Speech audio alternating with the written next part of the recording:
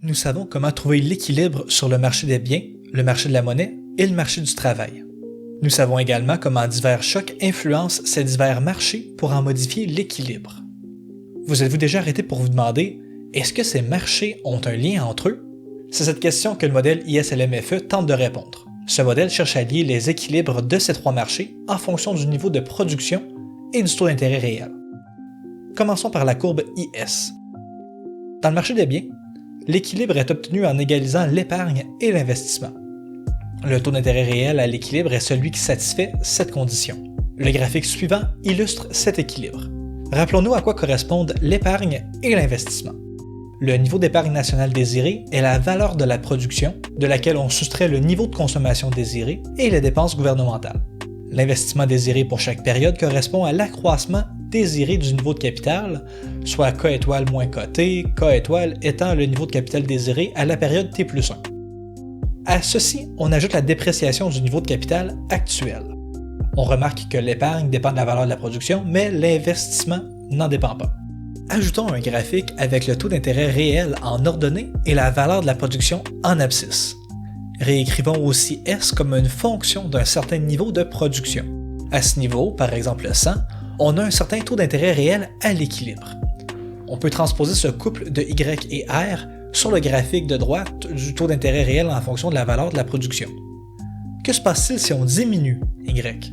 Sur le graphique de gauche, on aura un déplacement vers la gauche de la courbe d'épargne, donnant un nouvel équilibre avec un taux d'intérêt réel à l'équilibre différent et plus élevé. Sur le graphique de droite, ce nouvel équilibre correspond à un nouveau point. Qu'est-ce qui se passe si on augmente Y? Sur le graphique de gauche, on aura maintenant un déplacement vers la droite de la courbe d'épargne, donnant un nouvel équilibre avec un taux d'intérêt réel à l'équilibre différent et moins élevé. Sur le graphique de droite, ce nouvel équilibre correspond à un nouveau point. En faisant cet exercice pour tout Y, on trace une courbe dans le graphique de droite avec les points trouvés. Cette courbe décroissante obtenue en prenant le taux d'intérêt réel à l'équilibre pour chaque niveau de Y est IS. Faisons une analyse semblable pour la courbe LM. Dans le marché de la monnaie, l'équilibre est obtenu en égalisant la demande réelle de monnaie à l'offre réelle de monnaie. Le taux d'intérêt réel à l'équilibre est celui qui satisfait cette condition. Le graphique suivant illustre cet équilibre. On s'intéresse à la courbe de demande d'encaisse réelle LYI, qui est la demande de monnaie nominale divisée par le niveau des prix. À l'équilibre, on veut que l'offre d'encaisse réelle soit égale à la demande d'encaisse réelle, donc en divisant l'offre nominale par le niveau des prix, on obtient cette égalité.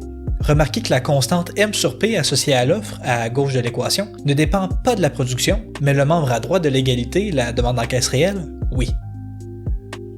Encore une fois, ajoutons un graphique avec le taux d'intérêt réel en ordonnée et la valeur de la production en abscisse. Réécrivons la demande d'encaisse réelle comme une fonction d'un certain niveau de production.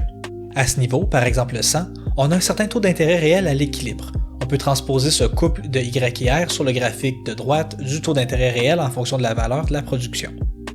Que se passe-t-il si on diminue Y? Sur le graphique de gauche, on aura un déplacement vers la gauche de la courbe de demande d'encaisse réelle, donnant un nouvel équilibre avec un taux d'intérêt réel à l'équilibre différent et moins élevé. Sur le graphique de droite, ce nouvel équilibre correspond à un nouveau point. Qu'est-ce qui se passe si on augmente Y? Sur le graphique de gauche, on aura un déplacement vers la droite de la courbe de demande d'encaisse réelle, donnant un nouvel équilibre avec un taux d'intérêt réel à l'équilibre différent et plus élevé. Sur le graphique de droite, ce nouvel équilibre correspond à un nouveau point. En faisant cet exercice pour tout Y, on trace une courbe dans le graphique de droite avec les points trouvés. Cette courbe croissante obtenue en prenant le taux d'intérêt réel à l'équilibre pour chaque niveau de Y est LM. Finalement, faisons une analyse semblable pour la courbe FE. Dans le marché du travail, l'équilibre est obtenu en égalisant la demande de travail à l'offre de travail. Le salaire réel W bar et le niveau de travail N bar sont respectivement le salaire réel de plein emploi et le niveau de travail de plein emploi. Le niveau de production de plein emploi, Y bar, est la fonction de production évaluée à N bar. On cherche à faire comme pour les courbes IS et LM, donc on se pose la question: comment est-ce que la valeur de la production varie selon le taux d'intérêt réel en respect à l'équilibre sur le marché du travail?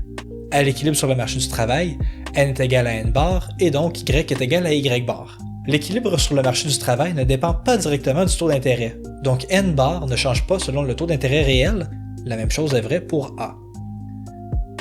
Des changements dans le taux d'intérêt réel influencent le niveau de capital désiré.